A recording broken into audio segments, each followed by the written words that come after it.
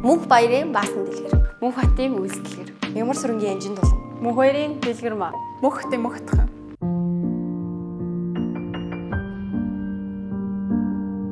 Хэмжээ анх бол хэвлэл мэдээллийн байгууллага байсан, одоо ч байгаа. Анх юу гэдэг үсэн бэ гэвэл бид нэр маш тийм хүсэл эрмэлзэлтэй дөрвөн охин нийлээд өөрсдийгөө сэтгүүл зүйн бүтээл үйлдвэрлэдэг. Тэгээ тэрийг бүр яг сонины школоор тэр хоёр бичиж ирэнгүүт би редакторлаад, уншаад, улаан ариун болгоод засаад тэрийг янз бүр хүм цэцгийн юмд оруулаад өөртөөхөө хаяг руу шеэрлээд. Тэгээ энийг уншаад өгөөрэй, манайхаа уншаарай гэл. Яг л таньдаг бүх хүн рүүгээ хувь хаягаар нь ингэж явуулаад лайк дараад өгөөрэй гэл. Тэгээ сурвалжилгаанд яваал. Бид нар тийм л юм хийдэг байсан. Тэгээд өөрсдөө суучаал сэтгүүлч болоход ямар байсан бэ? Стартапын хэд ямар байсан бэ гэл. Тэгээ тийчээ өөртөө ингээ юу ч хүлээж байгааг ойлгохгүй тийм гинэн цагаанаар сэтгүүл зүйн редакцийн ажлыг 1 жил хийсэн. Манайх хэлээ нөгөө медиа салбар руугаа буюу контент үйлдвэрлэлд болсон. Тэгврээр л ялгаатай. Анх ороход ч одоо ч юу нь бол яг нийгмийн асуудлаа хүнддэг. Нэг болтны шинэ үеийн сэтгүүл зүйн салбарын бас төлөөлөгчд гэж хэлж болно. Сэтгүүл зүйн салбарт болж үжиглэлт ямар ч хамаагүй. Энэ маргаан яг ирдэг л дээ. Нөхцөл байдал нь юу байсан бэ гэхээр нэгдүгээрт одоо нөгөө яг хэвлэл мэдээллийн юм хийгээд энэнгүүрээ ингэ салбартаа ажиллаад явахаар тогтоож үлдэх орон зай байгаагүй байхгүй. Боломж нөөцөө тааруулаад контентыг илүү төлхөө оруулж ирсэн. нэг талын сэтгүүл зүйн одоо соёнгийн гэрүүлэх үүргийг гүйцэтгэж байгаа хэлбэр эхлээ бид нэр зөвхөн ноутбук байсан болохоор бид нэр зөвхөн ноутбукаар хийж болох юмнуудаа л хийдэг байсан. Дараа нь камертай болсон, камераар хийж болох бүх юм хийсэн. Дараа нь яасан бид нар тэрийгэ үргэлжлүүлээд явхад мөнгө хэрэгтэй байсан. Тэр мөнгөөр бид нар юу хийх хэрэгтэйсэн? Хүмүүсийн анхаарлын төвд орж хүмүүст өөрсдөө үзэл санаагаа түгэх хэрэгтэйсэн. Ерөөсө тэр бүх юм процесс. Тэрнээс редакцийн байх ёстой гэчээд байх ёстой юмнуудыг нь хийчээд араас нь манайх редакц мөн гэж баталж харуулна гэвэл өнөөдөр Монгол тийм зах зээл байхгүй. Өөрчлөлт гэх юм бол эрен өөрчлөлтийг нь хэлмээр байна. Манай редакц бие даасан гэдэг үг би нэг үгээр хэлдэг байхгүй. Өнөөдөр дурын хүн орж ирээд та нар ийм юм хий гэж хэлэх манай редакцд байхгүй. Өнөөдөр ямар ч их мэдлэлтэй, ямар ч мөнгөтэй, ямар ч хүчтэй хүн орж ирээд та нар ингэж их гэж бидрийг тушаах хэрэггүй. Бид нар бол өөрсдөө бие даасан. Шийдвэрийг бид нар ярилцж байгаа гаргаж чаддаг. Чи юу гэдэг нөхөр даа эмэгтэйчүүд нийлчээд тэнцээ нэг компани байгуулад тодорхой соёлтой болоод одоо хүнд хэцүү хамт давнд туулаад яваад иж болдгийм байна гэдэг жишээг бид нар биеэрээ хийж байгаа ажиллаараа нөхөрлөлөөрөө нэгнийгээ гэсэн сэтгэлээрээ харуулж байгаа. Энэ бол энэ нийгэмд байгаа хамгийн том өөрчлөлт буюу бид нар итгэл найдварыг тээж байгаа. Энийг одоо мэдэрдэг, зөндөө олон хариу үйлдэлээс хардаг. Яг хав контент эргээр нөлөөлж байгаа, дараагийн үе маань үзэж байгаа. Гоё. Бүгд гоё. Тэгвэл тэр бол бидний зүгээр л өдөр тутамдаа хийдэг зүйлүүд. Миний зүгээр харуулж байгаа хамгийн том зүйл нь юу гэхээр эмэгтэйчүүд нэгдэж чаддгүй, эмэгтэйчүүд нэгэндээ дурггүй, тэгээ Монгол залуучууд нэгдэж чаддгүй, өнөөдөр нийгэм танил талгүй бол явахгүй. Өнөөдөр заавал эмэгтэй хүнийг тийм сөрөг талаасаа эмэгтэй байгаагийнхаа төлөө дормжлуулдаг сэдвт өртөхгүйгээр ажиллаж хөдөлмөрлж өөрсдөө авч явж болдоо гэдэг жишээг манай хүмүүс баг харуулж байгаа. Нэг 6 л охин байгаа шүү дээ. Тэ? Зургуулаа адилхан амьдралтай. Яах вэ хөөгүй нэгнээсээ тусламжгүй бай, зургуулаа адилхан. Энэ өөрөө энэ нийгэмд хийж байгаа хүмүүст итгэл найдвар, цаашдаа хүсэл мөрөөдөлтөө байх, энэ нийгэмд өөрчлөлт хийх боломж байгаа гэдгийг хүмүүст ойлгуулах хамгийн том өөрчлөлт гэж би боддог. Хийсэн том ажил гэвэл одоо чинь яг асуудал хүндэс видео контентээр 650 гаруй контент гэж яриад байгаагаас дотор нь асуудал хүндэж хийсэн рeel, самартай зураг, тэ үйлдэл болгоноо нийлүүлэх юм бол 1000 гаруй бодит хүнд шууд энэ нүү гэд үзүүлэх ажил байгаа. Хүнд үзүүлэхэргүй нөлөөлөл нь бол асар их бах. Одоо тэр үзэлтийн тоо, тэ хариу үйлдэл, хандлтын реакшн, шеэр өвчнөө байгаа хаа. Зуны шоу штэ. Зуны шоу бол нийслэлийн төвчийг 2024 оны сонгуулийн өрнө зуны шоу гэд нөлөөллийн кампанид ажил хийсэн. Тэгээ өнөөдөр ажилдаа явбал ингээ зүгээр амьдраад байгаа юм шиг боловч тэнд дээр гарч байгаа улс төрийн шийдвэр бол бидний амьдралд ингээ бүр ингээ байнга ингээ нөлөөтэй байдаг. Тэнгүүд бид нар болохоор яасан бэхээр өөрсдийнхөө үндэс зүйл бол үзэл бодлынхаа дагуу одоо үнэхээр сонгуулийг залуучуудын идэх оролцоо айгүй буурсан юмсан. Тийм учраас залуучуудын идэх оролцоог бид нар яаж нэмэгдүүлж болох вэ? Нэмэгдүүлэхийн тулд яах вэ гэж бид нар айгүй бодож ярилцаж айгүй удаан ингэж одоо тий судалгаа дээр хийсний үндсэн. Бид нар залуучууд болохоор илүү залуучуудын хэлээр залуучуудад улс төр болоод одоо тэр нийгмийн байдлыг бас таниулахыг бас нэг талаараа зорьсон. За тэгээд контент бүтээгч гэдгийнхаа хувьд болохоор нийгмийн зоригтой дуу хоолой, зоригтой өнгө төрөх болж чадсан ялчгүй тийм том ажил болсон. Яг өнөөдөр хүртэл манай баг хийсэн ажил одоо чинь яг асуудал хүндэс видео контентээр 650 гаруй контент гэж яриад байгаагаас дотор нь асуудал хөндөж хийсэн reel, самартай зураг тий үйлдэл болгоноо нийлүүлэх юм бол 1000 гарan бодит хүнд шууд энэ нүү гэд үзүүлэх ажил байгаа. Хүнд үзүүлэхэргүй нөлөөлөл нь бол асар их бах. Одоо тэр үзэлтийн тоо тий хариу үйлдэл, хандлтын реакшн, шеэр өчнөө байгаа. Миний хувьд манай багийн өнөөдөр хүртэл хийсэн хамгийн том ажил гэвэл одоо энэ мянган ширхэг сэтгүүл байна. Залуу настай хамт өрөх завшаан гэдэг нэртэйгээр энэ цаасан сэтгүүлийг бид нэр хийгээд маш зузаан нэг их шатхааргүй, урагдхааргүй хүний гар хөлөнд одоо ингээ амархан өргөдчихээргүй материалаар мянган ширхгийг хийж хэвлэж авч үлдсэн. Энэ сэтгүүл бол миний хувьд хамгийн үнэтэй тэгээ манай багийн хийсэн хамгийн том ажил.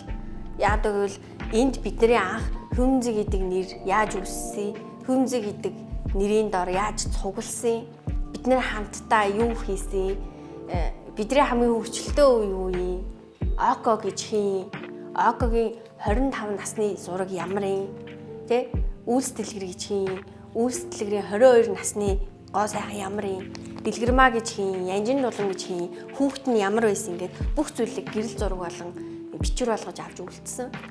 Энэ бол өнөөдөр зүгээр нэг компани биш, тий зүгээр нэг редакцийн, зүгээр нэг хэдэн охтуудын нийлээд хэлүүлээд үүссэн бизнес юм биш.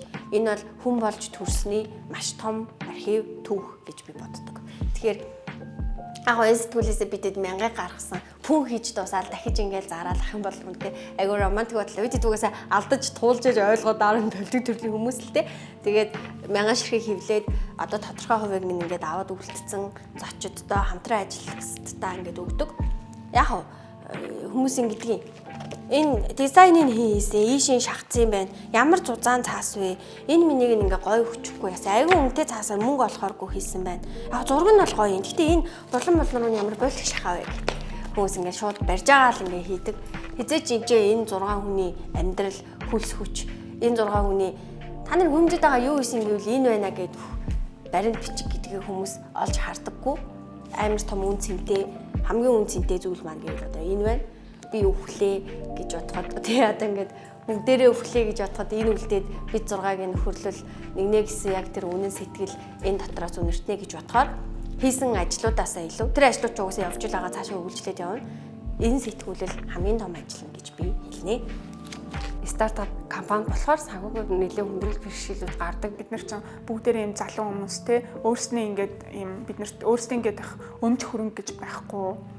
Бас нөгөө талаараа бид нар ярьдаг байхгүй яа нэг тэнцүүлээ тавьсан юм шиг нэг адилхан амьдралтай нэг хэдэн охтууд нийлцсэн байх юмаа гэж ярьдаг. Энд чинь нөгөө бид нар яаж ч уянгалсан яаж ч одоо юу гэх юм те энэ цээжин дотор ч нөгөө гал асчихсан ч гэсэн мөнгө санхуулахгүй YouTube дээр ихэд хэдэн 100,000 subscribe те 130-40,000 subscribe Facebook дээр ихэд органикаар авсан 350-60 за нийлүүлэх юм бол бараг 500,000 follow те бид нар бүгд органикаар энэ бүхнийг ингээ мөнгө олгож хувиргаач тий та нар юу хийж байгаа юм бэ гэдэг.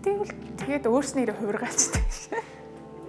Тийм болохоор ер нь бол хамгийн нэгдүгürt бол тэгэл санхүү болгомжтой. Анх бол манайх логогоо Окогийн найз байлагаар зуруулаад тэгээд би нэг шар өнгө тэр үед яг шар өнгөтэй медиа ховор байсан юм аа. Байгаагүй ч үлээ. Тэгээд ганц медиа өгөөгүй өнгийг авсан нь одоогийн манай Хүмзгийн шарахгүй. Яг бичиг баримтан дээр бол 5 гаруй жилийн өмнө ингээд Хүмзэг үсгэн байгуулагчээ. Хүүхдээр ярих юм бол дараа жил сургуульд орох чинь. Тийм өнгөдөө тэр дундуур чинь ковидын нэг 2 жил авчиж байгаа байхгүй. Жил гарна ингээд локдаунтай тэгээд нэг ахаад нэг хагас жил нь болохоор ингээд үйл ажиллагаа онлайнаар явсан яваагүй хоёрын дунд тий. Тэгэл бүхэн нөө ихэнх бизнесийн байгууллагууд амар их дампуурсан шүү дээ. Бизнесийн байгууллагууд дампуурлаа.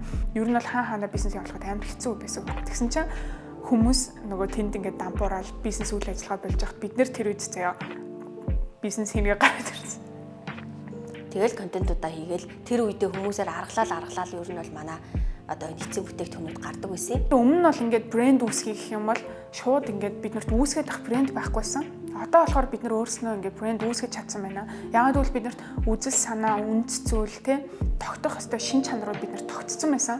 Зөвхөн байгууллага гэлтгүй хувь хүнд ч гэсэн нэг юм одоо арай нэг өөрчлөлттэй өөрийгөө өөрчлөх тэр нэг юм цаг хугацаа мөч гэж байдаг байх.